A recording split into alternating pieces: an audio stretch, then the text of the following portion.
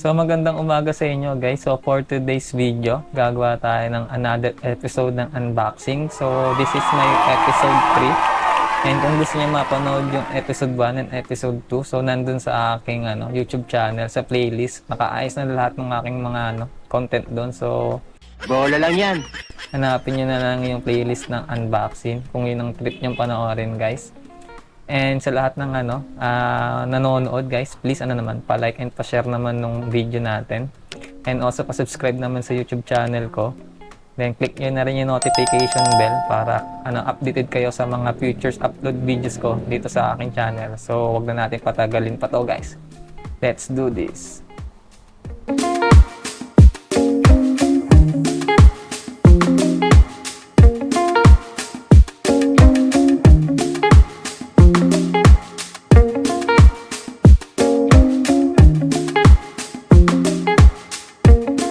So disclaimer lang guys, so ito ay hindi sponsor guys, ito ay galing sa sa personal savings ko. Lahat ng makikita niyo mga product ngayong episode. Sana all. So lahat ng sasabihin ko regarding sa product is based lang sa aking opinion. So wag na natin patagalin pa. So makikita niyo guys, may 4 na product tayong i-unbox ngayon. So simulan muna natin doon sa maliit papalaki. So wag na natin patagalin pa. Simulan na natin to.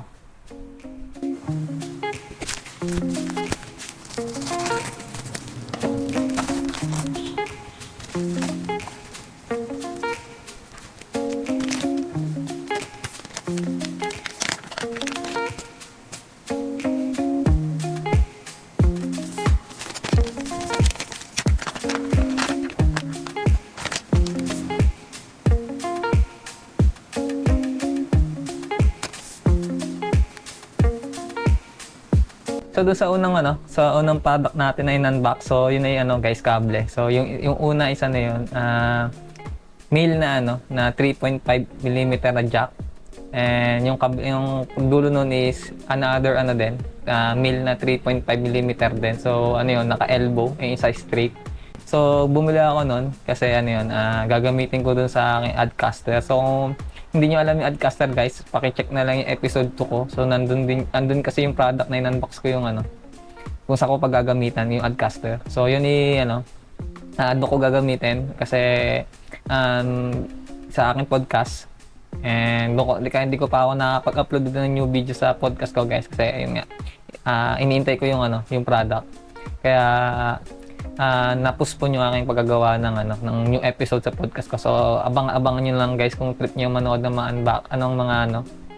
ng mga podcast. Ayan. So unti-untiin natin para dire-diretso na yung aking paggagawa ng mga content dito sa YouTube channel ko. So wala naman typical na doon. Ano lang yun, kable lang. And ang haba nun is 2 meters. Ang haba guys Paano masabi? Just in case kasi iba na yung mahaba. Kasi kung saan man lang ako mapapunta, ay kung saan ako mapagagamitan, hindi lang naman doon, marami naman pwedeng paggamitan nun. Hinabaan ko na para hindi ako problema. So yun namang pangalawa, isa na yun, isang kable din ng galing Ugreen. Parehas yung kable na yun na galing sa Ugreen. So yung yung pangalawang product, isa na naman yun, type C, and yung isa ay type B. So yung type B kasi guys, gagamitin ko yun doon sa isang mic ko, yung gamit kong mic ng pang stream para magamit ko doon sa aking adcaster din guys. And yung type C naman kasi, ang dulo kasi ng type C, so kukunik ko yung type B doon sa mic, and yung pangalawa is yung type C is doon naman sa sa adcaster. So may multi-purpose naman yung lahat ng binili ko guys, hindi lang yun, aesthetics o trip ko lang bilhin. Nice. Dahil may paggagamitan talaga ako nun guys. So proceed na tayo na sa second product. So let's go.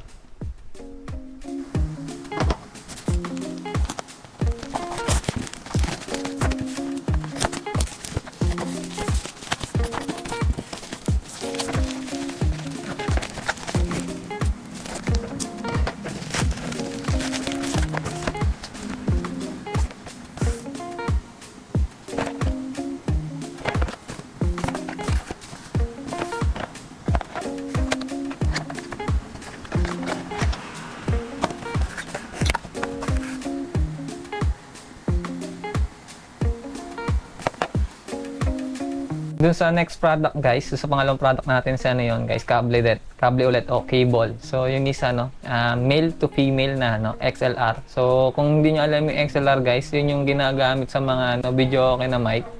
Yung ang makikita nyo dulo is ano, bilog.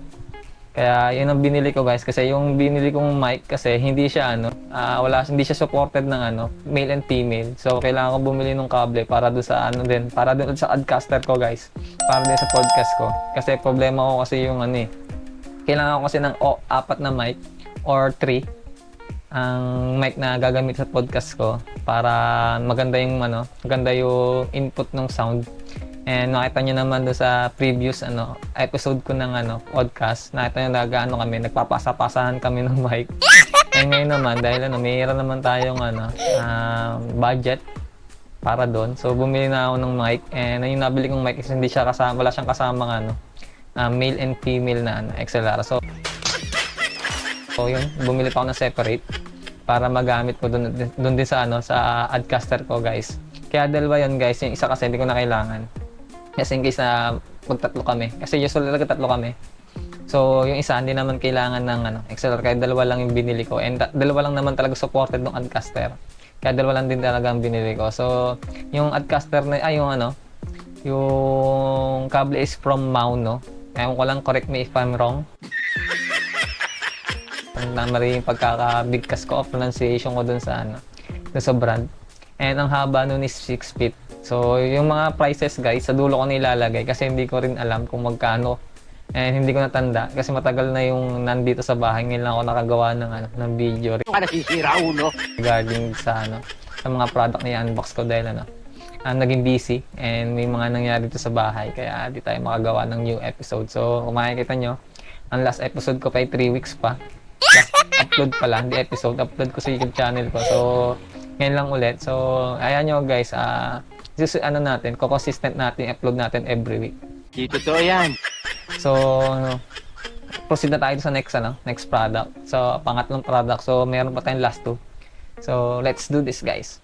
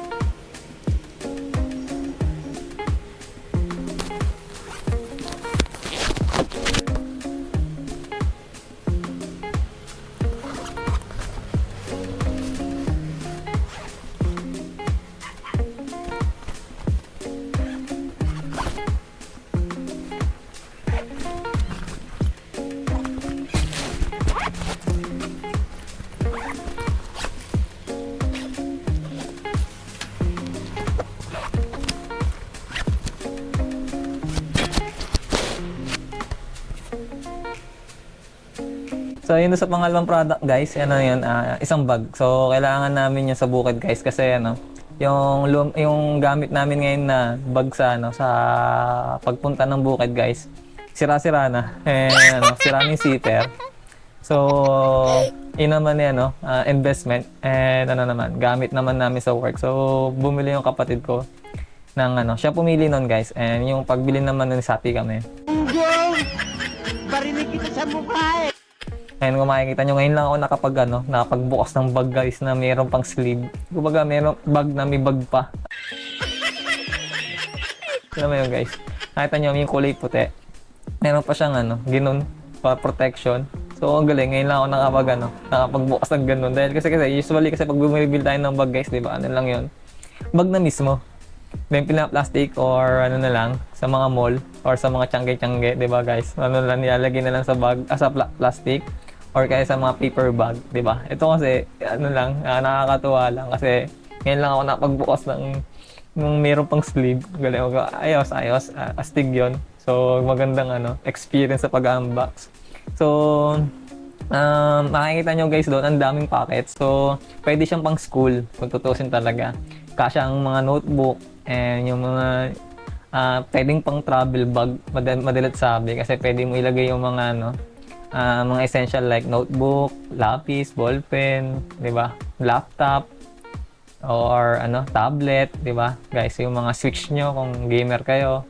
And mga nakikita nyo guys, meron na siyang dedicated na para sa sa charger guys. Doon sa kung maglalagay kayo ng power bank, makikita nyo meron na siyang may cable na siya.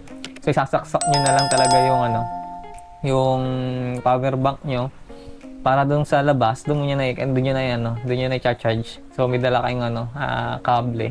So doon nyo na mismo sa labas i-charge, di ba? Ang galing. And isa pang nagustuhan ko doon is meron siyang kasamang lock, guys. So magandang magandang kasama doon sa pagbili ng bag. Parang panibagong security. So imbis na kasi usually wala tayong nakikitang bag na may lock.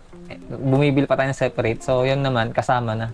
So ayos din yung pagbili ng kapatid ko. So Wow naman! Wow! Wow! yung price sa dulo na ng video guys kung interesado kayo, and ilalagay ko din naman sa description box kung saan ko binili yung mga product. So kung interesado kayo, and hintayin niyo yung last video para malaman niyo yung mga prices. So proceed na tayo sa last box para matapos na tayo and para hindi na humaba yung video natin. So let's go.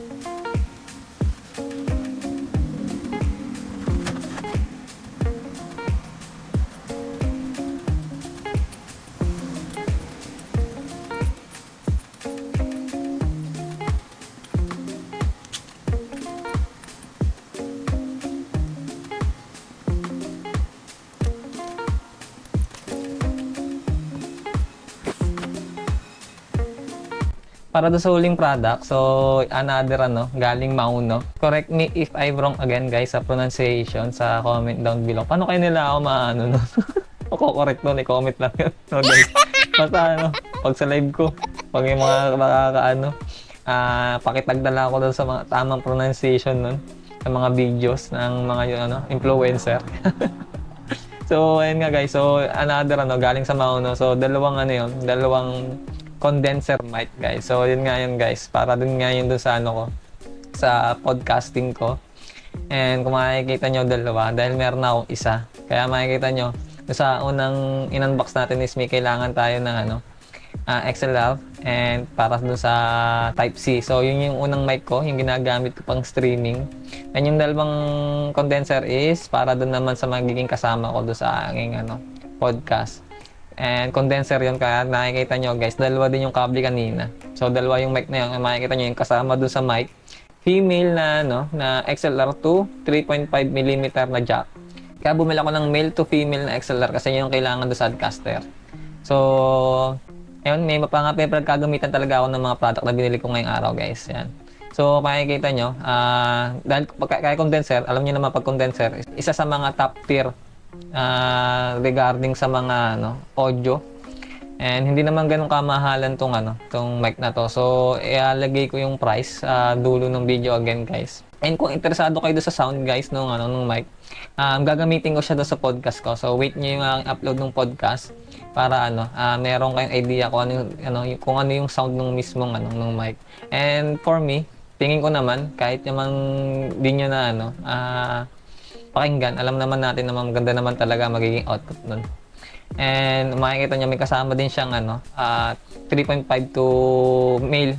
Male na 3.5 to female na 3.5. So, pwede rin siya na marami siyang pwede paggamitan kung tutusin talaga guys. So, ang kulang lang talaga dun sa mismong product is wala siyang XLR na male to female. Kaya bumili talaga ako pa na another accessories. So, yun lang guys yung makikita nyo. Yun na, natapos na natin yung unboxing natin. And kung i-recap natin is puro dalawang kable lang naman. Sa una is kable, tapos pangalawa kable ulit, tapos pangatlong product natin is bag naman. Tapos yung pangatlo is yung mic. So yun guys. So kung nagustuhan niyo yung gantong episode guys, please pa-like and pa-share naman ng video. And also pa-subscribe naman sa akin YouTube channel. So paki-click na rin yung notification bell para updated kayo sa mga futures upload videos ko dito sa channel ko. So kita-kits tayo sa next video guys. Stay safe guys. God bless. Bye.